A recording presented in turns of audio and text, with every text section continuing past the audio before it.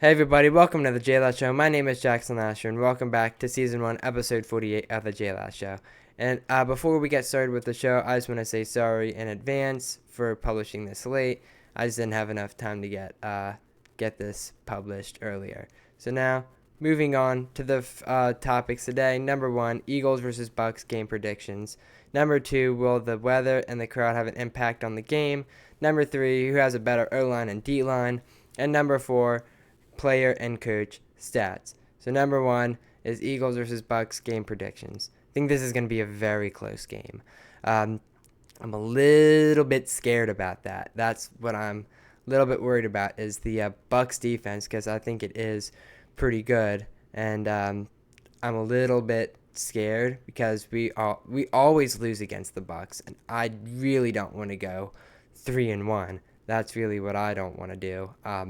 But I think the Eagles' defense is also doing very well. The offense, yeah, could use a little work otherwise, but we have Jalen Hurts and Saquon Barkley, one of the best duos in the NFL per se. I totally think that they are going to work together. I totally think that they're going to do totally fine. Otherwise, the Tampa Bay Bucks with Baker Mayfield, they're going to be very powerful against the Eagles, and hopefully the Eagles' defense with Vic Fangio and all those people can hold the Bucks defense back, because they have a very powerful D-line. That's, like I said, that's kind of what I'm scared about, but I'm not really too worried about it since the Eagles' defense is very good, and the offense has been doing pretty good. It just needs a little bit more shaping up. But that's pretty much about it for the first topic. They just need to shape up their offense a little bit, but otherwise, other than scoring more, that's what they need to do. That's pretty much about it. And then number 2, will the weather and the crowd have an impact on the game? The Tampa Bay Bucks crowd, their fan base tends to get a little bit loud, so yes. But since the Eagles play in front of their home crowd that gets very loud sometimes, I totally think that they are going to get used to it. So that's kind of what I'm thinking of. And will the weather have an impact? Yes. It's going to be a very big weather change from Philly to Tampa Bay, around the Tampa area, because it's in Florida and we're in Pennsylvania, obviously. But the weather down there is going to be much, much more hotter and more humid, since they're in low-lying areas, which is a little bit scary for the Eagles, because they kind of tend to struggle in that hot weather. So I'm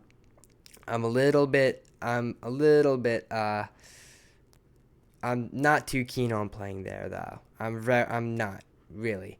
But otherwise, I mean, the crowd, since the Eagles play in a loud crowd in Lincoln Financial Field all the time, I'm not very scared of that. I think that they can handle the crowd noise very easily, actually. Not really much, though. But it could definitely have an impact on the game. That means that Tampa Bay could play better in front of their home crowd if they're louder.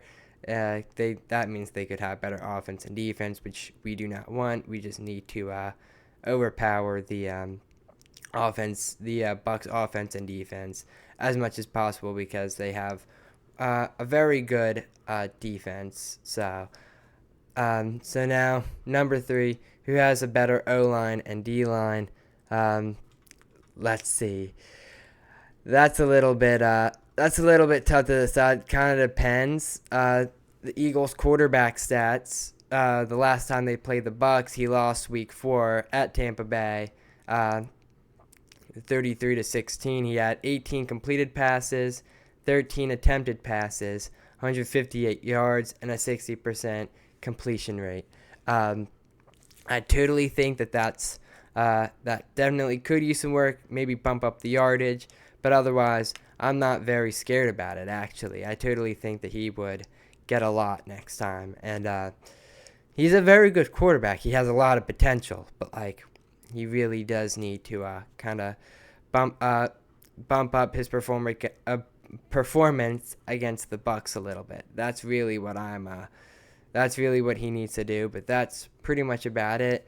Now moving on to some Baker Mayfield stats. Last time they played Philly, he won Week 4 versus Philly, 33-16. And he had 30 completions and 47 attempts, 347 yards, which is very good, and a 63.8 completion rate, which is very good for Baker Mayfield. He plays very well against the Eagles. 347 yards. That's killing it, though. Wow.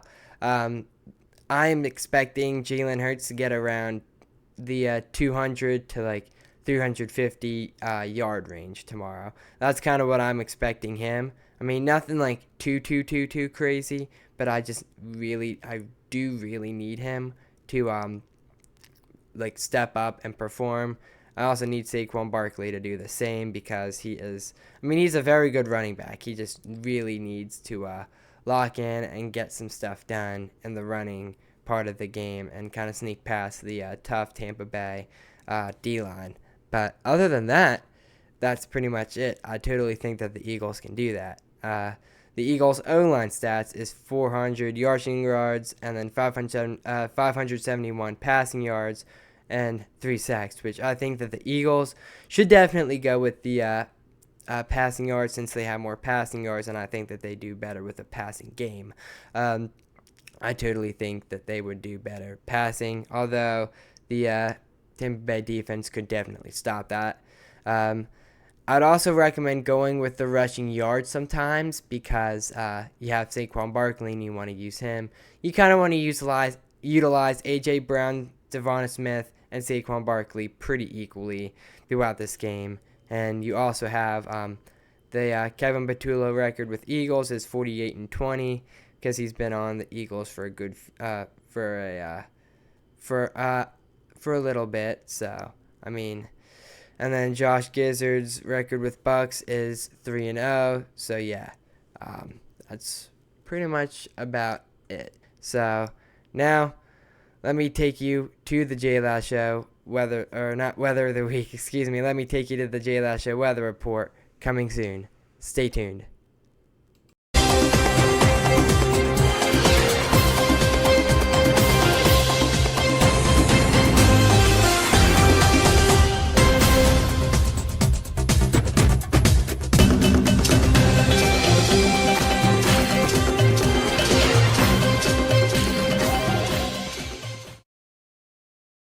Welcome to the JLash Show Weather Center. I'm your chief meteorologist, Jackson Lasher, and it is going to be a rainy afternoon tomorrow. I think it's supposed to be a little cloudy tomorrow morning, but nothing too serious. And then it's going to clear up a little bit this next week here coming up.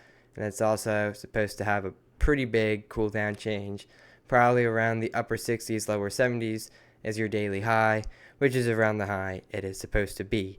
So now we have a tropical depression starting to form in the Atlantic here, which is soon going to become Tropical Storm Imelda.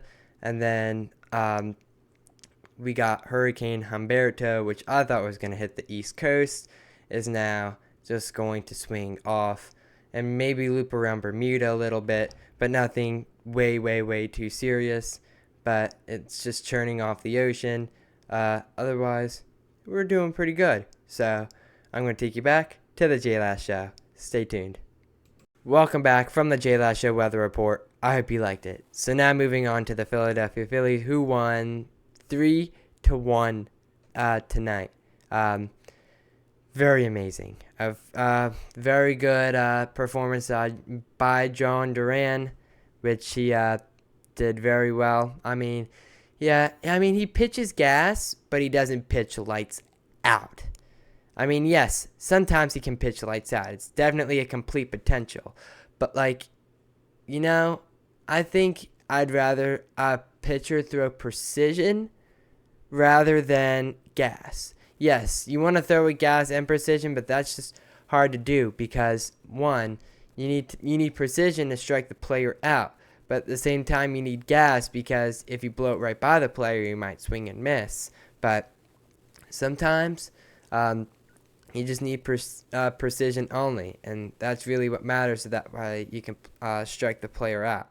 So I mean, not much for the Phillies. They just took one game from the Twins so far. Uh, I would not say that every game matters at this point. They can lose every game, and they would still have the NL bye, which is good. But they still don't have the best. They still don't have the best record in the NL East. That goes to the Milwaukee Brewers. So not really anything from them right now. The Phillies are going to do, I know they're going to do very well this offseason, and I'm definitely going to report on them and have some topics for them. I know it. So I'm very excited to see them play, and I'm just excited to see them work as a team to try and get this 2025-26 to get their first World Series trophy since 2008. So, I mean, I'm looking forward to it a lot.